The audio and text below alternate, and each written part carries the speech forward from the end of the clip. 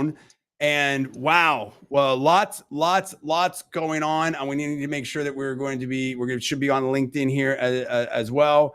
I have some news. I might cover that extremely briefly. Probably going to push that to another show. Honestly, first we have to say we've got, serious grave news out in LA, and our thoughts and prayers go out to the people affected there. Greenland, we've got, Trump 47 administration going. He was in he was in DC today. President Biden was in LA with Governor Newsom. A lot going on, Paul, all over the place here. Let me quickly just put this up. Donald Trump Jr. and Charlie Kirk went to, I believe, Inuk, Greenland. Trump had a press conference, Mar-a-Lago. That was amazing. So much happening here. Happy New Year as well. We did a New Year's show before, but if you didn't join that, we want to say Happy New Year. It is not such a happy time right now for people in LA. Let me bring this up. Fox News headline. I'm going to modify this headline slightly. And if you see this right here, it's, blank on Earth, and just shows some of this footage. That some of these pictures just brutal, Paul. Absolutely brutal. Another wild. Oh my gosh. This is super bad. You've got here Gavin Newsom, President Biden. Biden makes personal announcement instead of taking questions at briefing. Fire captain details obstacles allowing apocalyptic wildfire to ravage Los Angeles. Paradise Lost. Paul, your comments on this. This is super crazy. We've had a lot of people posting. Elon Musk has been posting a lot on X. Bill Ackman just posted on X. There is a bigger theme here, I believe, even bigger in some ways than what Bill Ackman posted. But I do want to quickly, before I go to you, I want to go to what Bill posted. So I thought it was a pretty good summary there. And Bill Ackman posted, and this was like minutes ago, maybe 15 minutes ago, 10, 15, 20 minutes ago. Bill Ackman, to state the obvious, we need much better leadership of our cities, particularly our democratic ones. Bill Ackman, CEO of Pershing Square, co-trustee of Pershing Square Foundation. And he was reposting Colin Rugg, who said, just in, Los Angeles Mayor Karen Bass freezes up while getting absolutely skewered by a reporter for her horrible policies. And, I'm not, again, I'm just covering this and whatever. It goes on from there. And listen, worth seeing some of these things. And the thing of it is Paul, it's not about a left-right thing or gotcha, or this is the Democrats' Katrina or anything like that.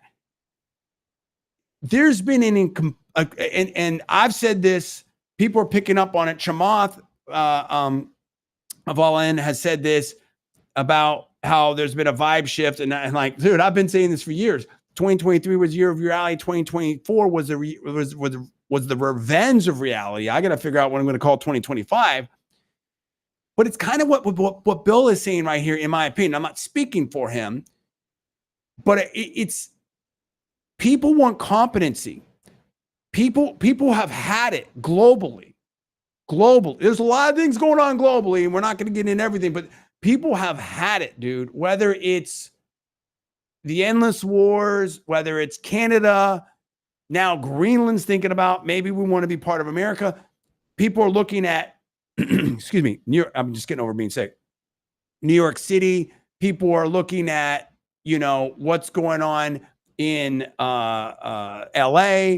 People are looking at what's going on in Chicago, and people are just like, enough. Like, the number one thing of government, and really you can say, keeping their citizens safe. Number two, or code number one, is competency. And, it reminds me of, again, when Governor DeSantis or Governor Abbott, I think DeSantis sent I can't remember. There was something, but basically when I vaguely remember, but I don't know the exact specific, but basically when they put some migrants on these buses and sent them to Martha's Vineyard, let me tell you, the kind of liberal, I believe that a lot of citizens up there are liberal. They got them out of there too sweet, buddy. They got them out of there very quickly. When it affects them, when it affects people, they're not in my backyard. Then all of a sudden, like, wait a minute, there's a problem here. And there was this picture of recently of people and it's very, very sad. Honestly, the whole thing is sad. And I have to warn you, right? I have to warn you. First of all, I say two things, and Paul can back me up on this. And now I'll turn over to Paul. Number one is, if I say something and I make a mistake, whatever like that, I'm going to apologize for that ahead of time. It is a live show. These are very, very serious issues, a lot of these things, right? And number two is my natural disposition is I'm funny, I'm laughing at things, I'm smiling things. That's just my natural disposition. I don't know if you want to call it whatever, personality thing, whatever. Like that's how I am. You know what I mean? So please do not mistake that at any time for the gravity of the situation. That's very real here. But I'm just going to be, I'm staying authentic. I'm not going to come on here crocodile tears. Like, that's not like, I'm not an actor. I'm an entertainer. And you understand. If you follow my stuff, you understand I don't want to belabor that point. So, Paul, this is crazy. And I think it really gets to what Bill was saying, which is, and what Chamath's saying and what I've been saying, what we've been saying, that you get to a certain point. And again, I don't want to be the finger point, but you get to a certain point where it's like, it's just too much. When there's a failure of government to a certain level, people are just like, I'm done. Like Trudeau resigned. I'm done. Macron, what's going on in France? We can look around Europe. There's different things. I mean, people are just like, this isn't working anymore. And, Middle East, people want to find a new way forward. Again, I'm not getting involved in any of these particular situations, but people want something different. And Trump is coming in, and Trump said at his press conference, I want the hostages released. They need to be released before I'm even in office. Kind of reminds me of Reagan and, the hostage thing with Iran in 1979. People want results. People want a different thing. Very serious situations here. There's video and stuff that Elon put up. I want to get you in here right now. Your comments of what's going on, a lot of things happening. Yeah, look, the first thing I would say, and you touched on it, is one, this is the kind of what is going on in California, in my opinion, is one of the reasons why Trump was elected, which is what you were talking about, competence.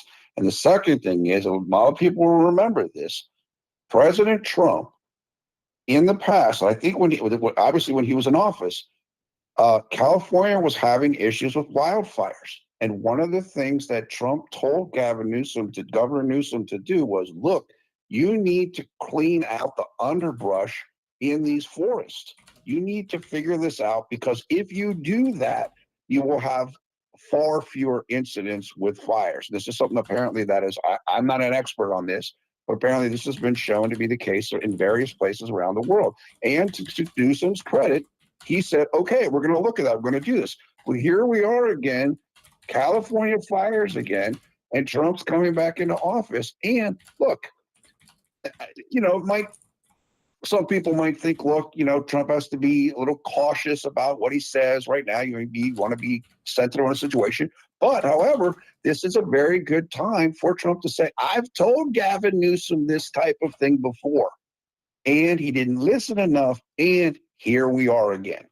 And right. I'm sorry. Yeah. I do apologize. I just responded to Bill Ackman on, I want to say that. I replied to him. All right. Okay. So let me clarify that. But he just posted something that is just an amazing tweet, in my opinion. I haven't read it all. I've read about half of it. But I mean, this, I think, without further ado, let me just go to what he said. So someone put here that, Chief Nerd, whoever like this. Am I sharing this? Okay, yeah. Okay, so Chief Nerd put this up here, and I don't know exactly who that is. Dr. Drew, 5 years of no gas-powered vehicles are the equivalent of what just went into the air here in Southern California. Whatever CO2 we're worried about putting in the atmosphere in California, we've completely undone by allowing these fires to occur. Okay, so that maybe kind of modifies a little bit of what I said to Bill, but Bill reacted to that 3 minutes ago.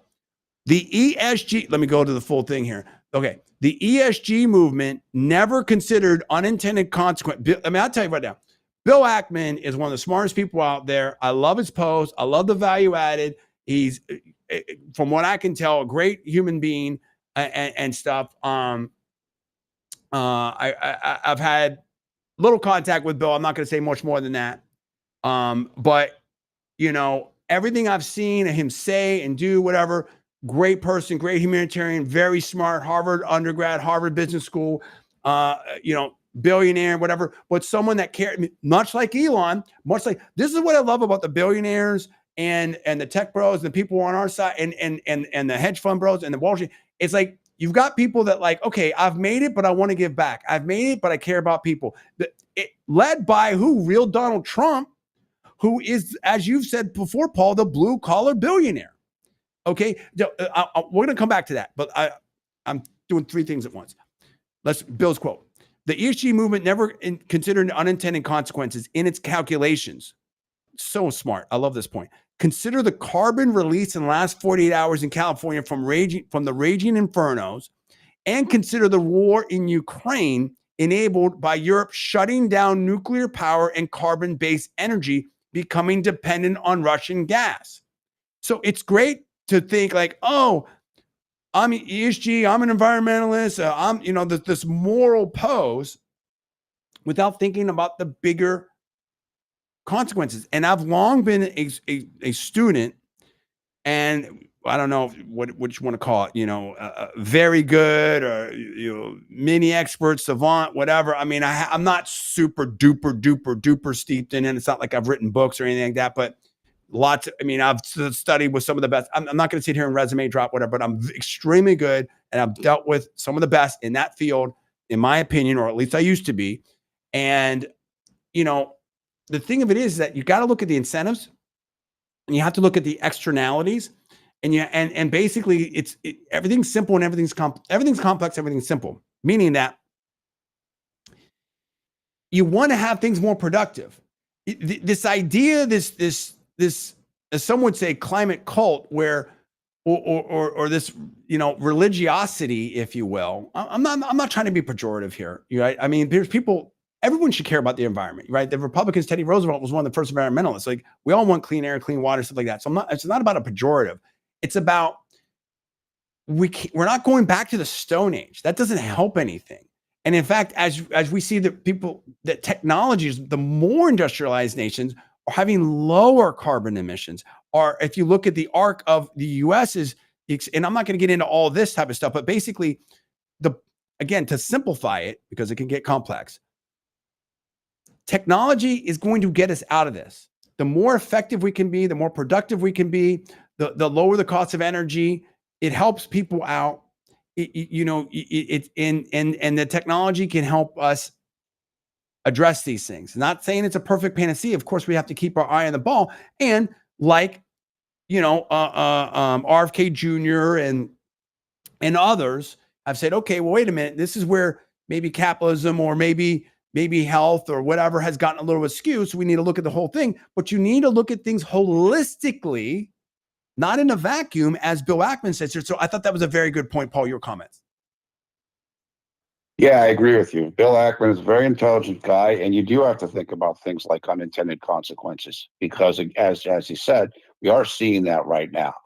And coming back to the first point, again, this is why people vote for somebody like Trump. You know exactly what you're going to get with him, and you know he's going to take care of business. Great point. No matter what he says, no matter what he tweets, he will handle things. And this is the type of situation, and it's absolutely tragic, where people are in total disarray and distress. You mentioned to me before we came on air here, somebody saying, look, if you can get whatever, I can't remember what you said, like someone to come and protect the house from the fire, I'll pay whatever for that. Oh my It's gosh. so sad for people to be in that type of a Yeah. situation. Yeah. And that's the reason why you get somebody like Trump, because whatever his peculiarities and his whatever, he's going to handle things. And that's what a situation like we're in right now, not just in California, but the whole world, what's going on in the Middle East, what's going on in Ukraine. That's what it needs. Yeah. And it's Elon Musk here responding to the whole thing with the mayor of LA and President Biden and stuff like that. And look, I don't want to get into the back and forth and the gotcha or anything like that. But basically here, and I'm going through Elon stuff because he's getting stuff. It's basically like, look, dude, I mean, people don't have confidence in a lot of the leadership, in these various cities and stuff like that. It's just not cool, dude. And here, Elon reposted this. Mario Nafal 3 hours ago. Environmentalists sued to save the forest from being saved. In 2007, the Sierra Club sued the U.S. Forest Service to block categorical exclusions from controlled burns that would claim the process and stuff. And again, I don't know. Right. I'm not a forest ranger over here or anything like that. But you have to be able to clear, like we see things here in Florida. That's the kind of thing I was talking about before, that Trump was encouraging. That he went on Rogan talking about thing. Go ahead. That President Trump was talking to Gavin Newsom about years ago. Yeah. And so it's like, it's unbelievable. Elon reposted libs of TikTok. Breaking: Biden just authorized $500 million in aid to Californians who lost everything in the fires. Just kidding. That was for Ukraine and people. And then you have this picture of this fire. Like, this is what I'm saying. Like, people have had enough of this, bro. Like, it's just not like, it's just not good, And so, and then we have Kazin Desedu. I'm sorry if I pronounced that wrong.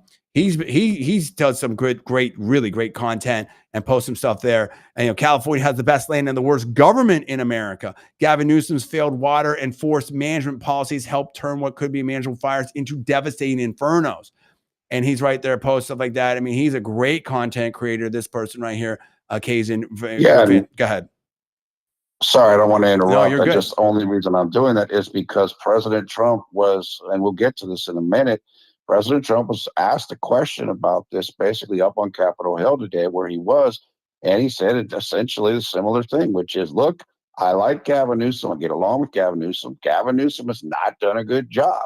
And that's the kind of thing that he's talking about with kind of, in President Trump's view, kind of a mismanagement about how he's handled aspects of things like these fires and water management.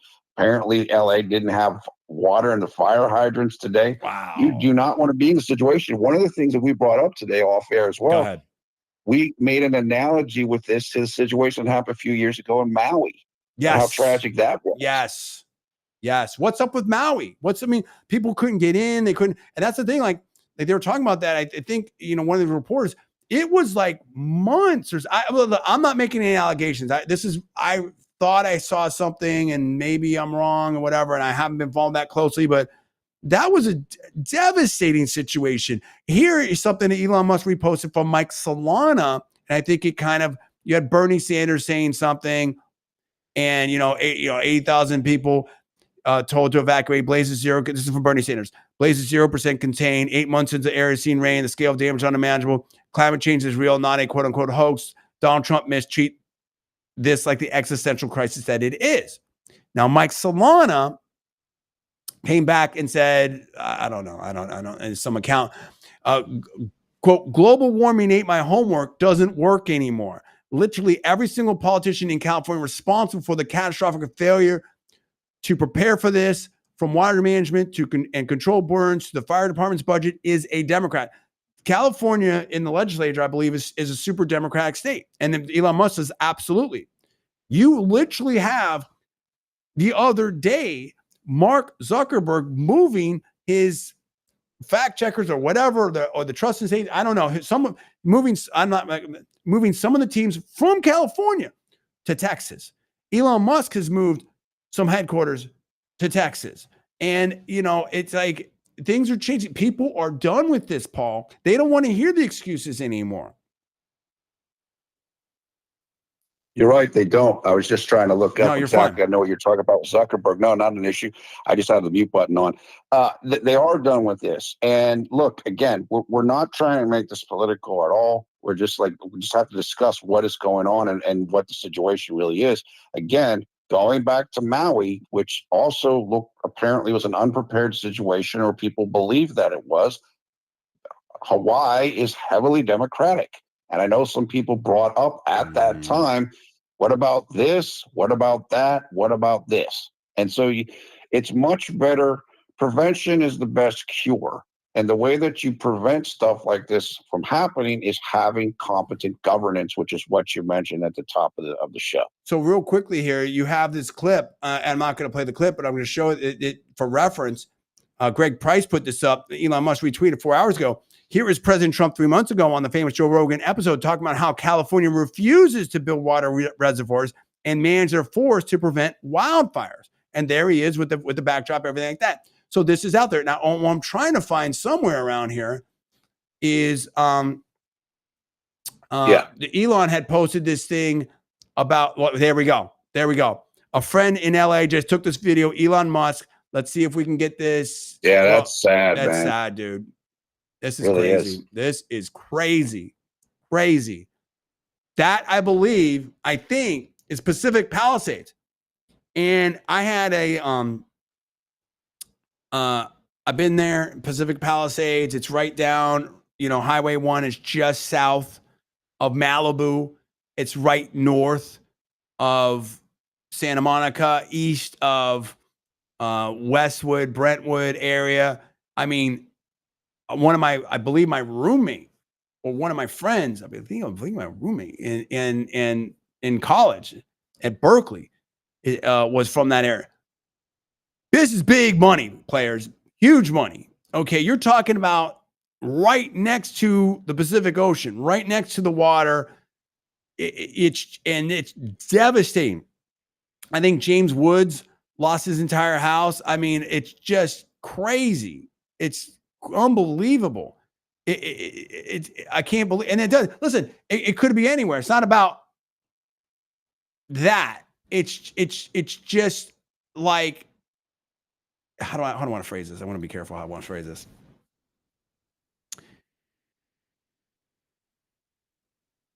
It's not about money at all, but the scope of failure of leadership is breathtaking.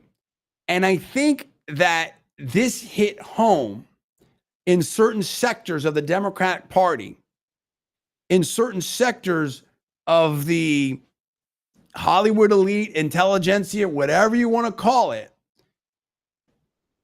in ways that very few things could. This is a almost complete failure, if not a complete failure. I mean, of leadership, in my opinion, from what it looks like. I'm not an expert. I'm not an expert in LA politics. I'm not an expert in firefighting. I'm not an expert in forest management or anything like that. But this looks very, very bad, players, to me. Your comments, Paul. Yeah, I agree with that. And as you said, it's not about it's the importance, and in this discussion, the importance of where this fire is taking place in terms of how much money is in those areas. I know those areas also, is because those people, the people that own the property in those areas have a lot of political and financial power. There you go. That's where I'm going with that. So if you are not getting the job done, usually those people don't have to deal with the fallout of government mistakes. Now they do have to deal with it. And that could have very serious consequences for the politicians involved in this. Let me revise and extend that. How do you think? I'm sorry. I think this will say, and now I'll shut up because I want to clean up what I said. I remember and we're not getting into this, but I'm just saying, I think what Paul said there is right on the money. I remember during the BLM riots, okay, they were showing in LA and they were, it's different things like that. And they showed a group of, I don't know who, what, if it was Antifa, I'm not sure, but they showed a big mob heading up to Beverly Hills or Rodeo Drive or something like that, and you had this big police presence. Like they were going all kinds of other places. You're not going in there. That ain't happening. That was shut down, and they turned right around like, you're not coming in this. These are big money. A lot of them are Democratic donors. If the city of LA and if the leadership is not able to, adequately, if there's a failure of leadership there and they can't adequately protect that area, what are they going to do? Like, it's over. You know what I'm saying? And this is it's just, and I think it just illustrates the height of the failure of leadership, in my opinion. Am I saying that right, Paul? I think you're saying it better than I am saying it. Yeah, I think that's exactly what it is. It does heighten it.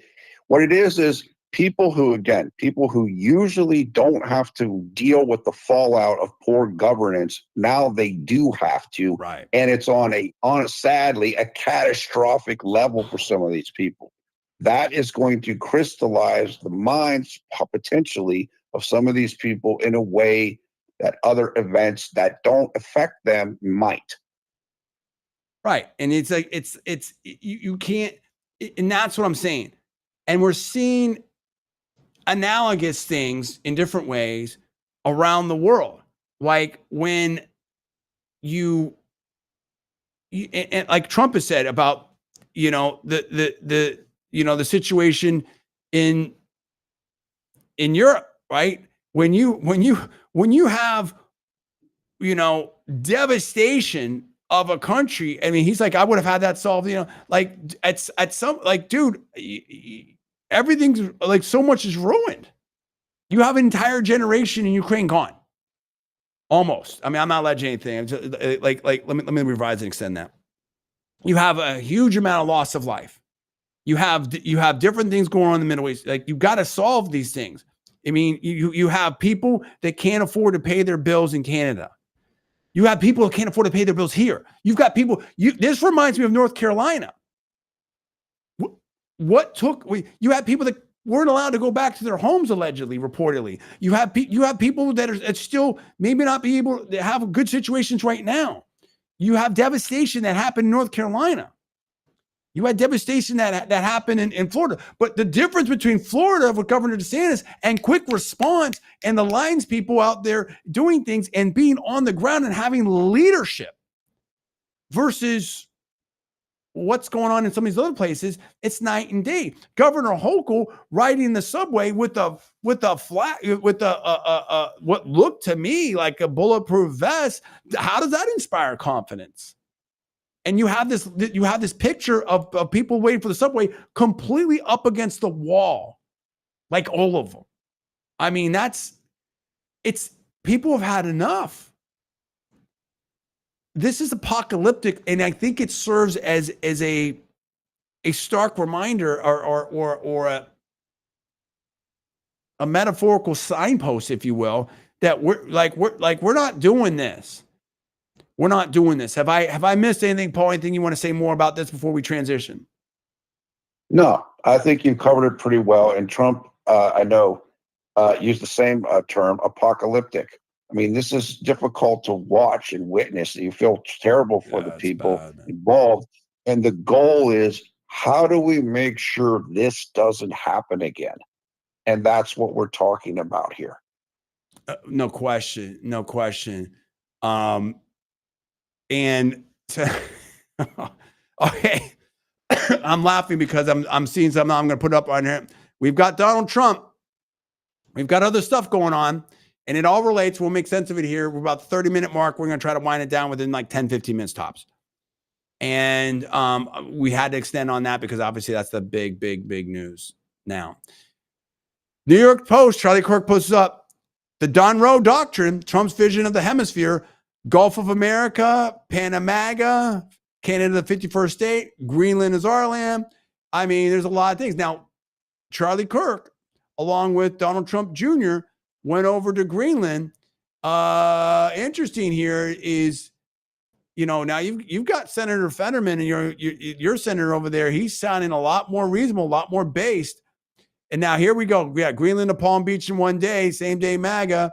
And then you've got here, I'm going to, there was there's that. Okay, there they are in Greenland and stuff. Okay, that was the the Mar-a-Lago press briefing there. That was good too. Right here, yeah. President Trump issues fierce warning to Hamas if they refuse to free their October 7th hostages. If the deal isn't done before I take office, which is going to be now 2 weeks, all blank will break out in the Middle East. And then talk Gulf of America. And now here you've got here the great day in Greenland, and you posting here, Charlie Kirk was over there in Greenland, and you have the Trumpinator doll here, but he wasn't the only one there. He also went with Donald Trump Jr., and you had a lot of people talking about Greenland. From Greenland, they were greeted very, I think, positively. And Donald Trump Jr. was there. Let's do this here. We've got here. This is the Art of the Surge Part 2, historic trip. Let's see what we're talking about right here. I got. It's got the music. I'm not doing with the music, but do you see those guys on Trump's plane? So they're going out there. They're flying into Greenland, right? MAGA hat, super cold. There we go. Look at those people all lined up. Look at those people. Look at the people, huh? Pretty cool. Oh, amazing. Wow. Look at that. MAGA hats everywhere. Look at that. Unbelievable. People talking about stuff, talking about what they're doing, talking about what's going on, breaking bread. What do you need the help with? Medicine, social, everything. People seem to be, they like America. I mean, Paul, it seems like there's some discussion here. So obviously, when you've got Donald Trump Jr. going there, and you've got Charlie Kirk going there, and Trump talking about, it seems like a real conversation. I mean, what do you think? What do you make of Panama, Canada, and the Greenland situation? Now, Donald Trump did talk about the Canada thing, saying it's gonna be economic pressure he's gonna put on them, and Kevin O'Leary has talked about some kind of connection there. What do you make of all this?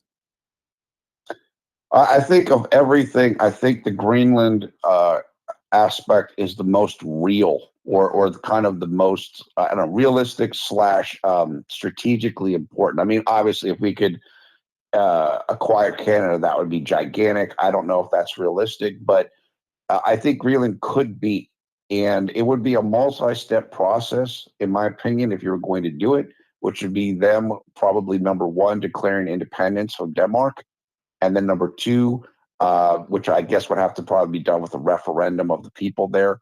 And then number two would be them having, maybe you don't go straight into a statehood or something, but maybe there's an alliance or a territory. I don't know, something along those lines.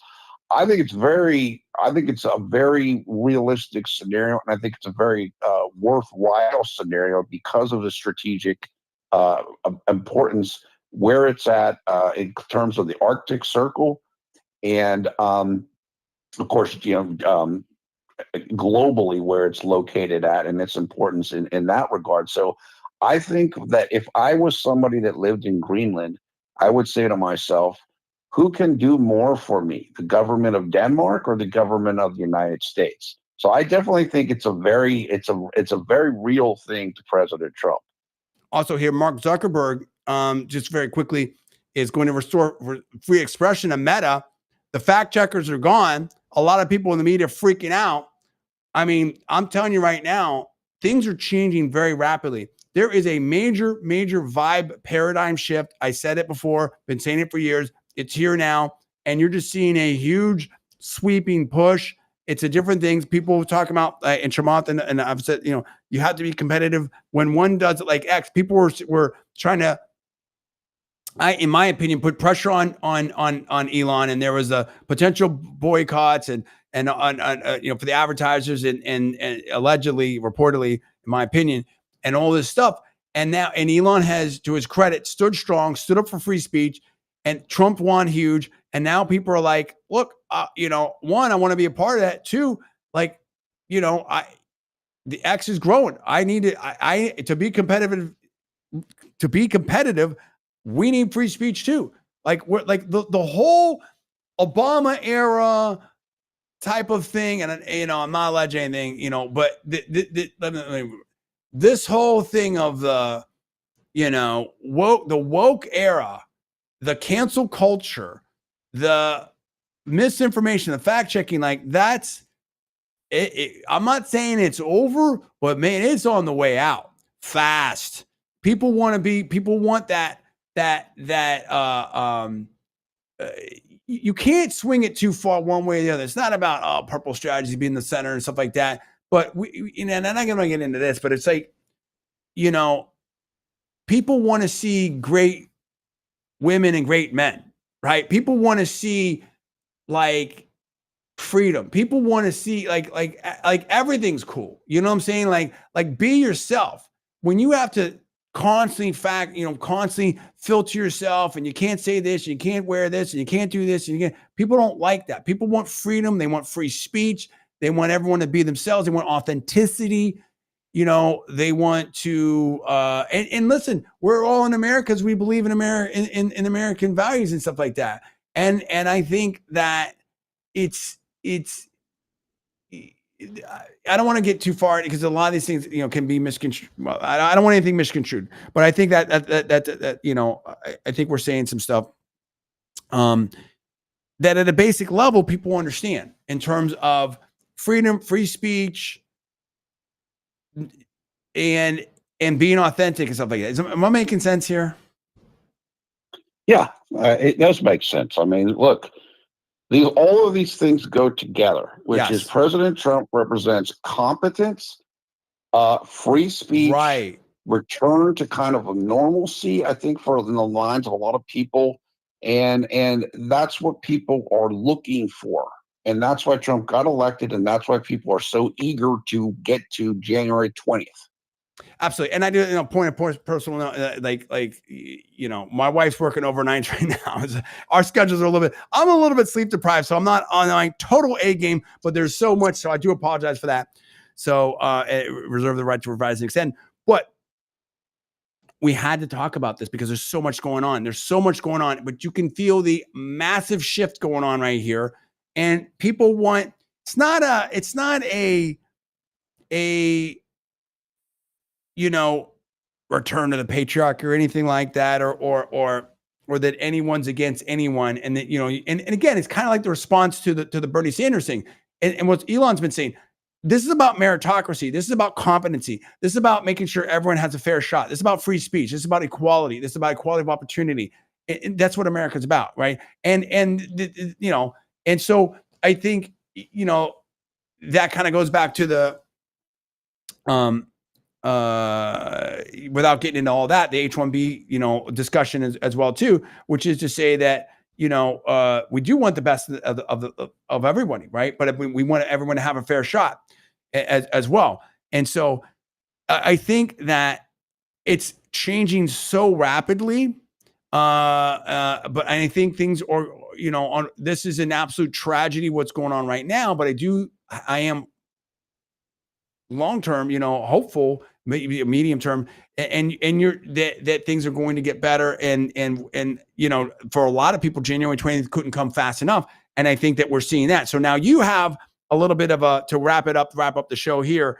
And again, our thoughts and prayers and go out to the people affected in LA. We hope that people, get help. And I saw this other thing about, like, I think someone said about I think Chamath was saying about insurers leaving the state of California. I mean, if you live in Florida and you live in California and you can't get covered, I mean, I don't know what's going on. You know what I mean? Like we have to really look at these are big problems. We have big problems, whether it's the debt, the deficit, world stuff, whatever. People want competency. I don't think January 20th can come fast enough for a lot of people. Paul, you are pretty on top of the schedule for Donald J. Trump. Can you tell us a little bit about the schedule and what we should be looking forward in the next coming days?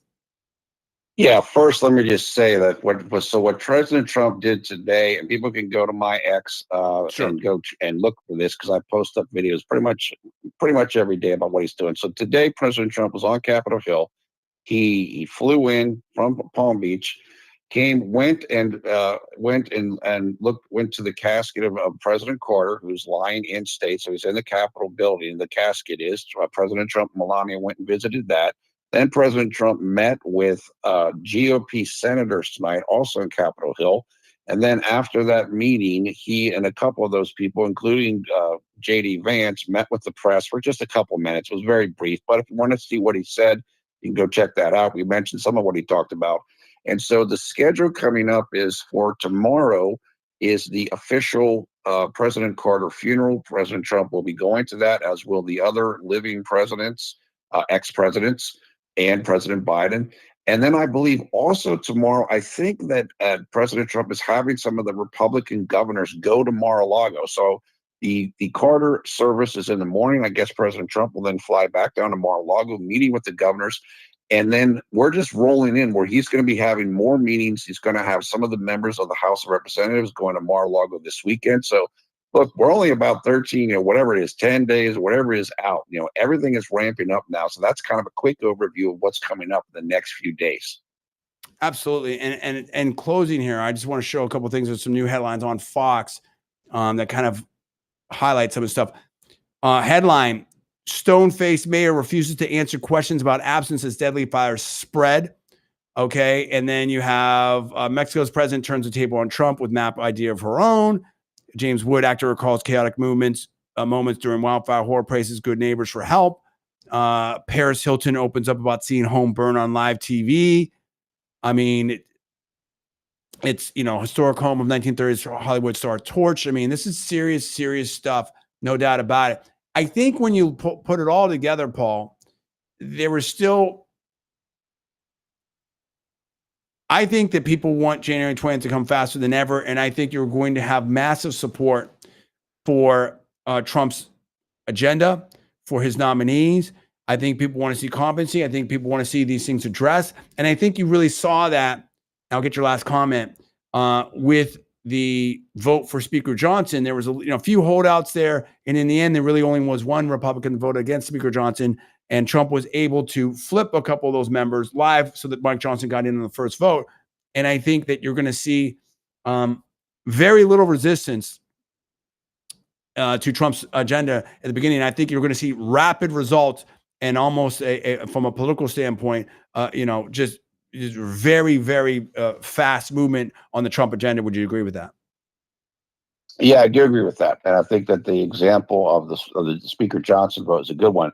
There are two people that were holding out kind of like, they kind of for maybe appearance's sake or this type of thing. And it was originally said that it might be a dozen people rather than 3 people, including Massey, who actually did remain against Johnson in the end. So there were only, instead of 12 people, there were 3 people, and 2 of them flipped within like half an hour. And so, yeah, I think people are ready to kind of like, no more dilly-dallying around. Let's get to this. And I think that the country is ready for that collectively as a whole. And again, not to make light of anything, but some of what we're seeing in California and around the world is why people are ready for that. Like, let's get down and let's get stuff done. We got to take care of things properly so we avoid problems. There you go. So yeah, I've got some career stuff I'll talk about. Today was not the day for that. Again, our thoughts and prayers go out to people in LA. We hope that things get better very rapidly. And, I think that people are waiting for January 20th. And I think that, we're in that zone now where this is, we're going to see things ramping up. And there's, as Paul says, and you can follow him on his page, there is news every day, if not multiple times a day, of what's going on. And that's what's going on. So for Paul, I am John. Thank you so much. I hope you have a wonderful evening, and we will see you next time.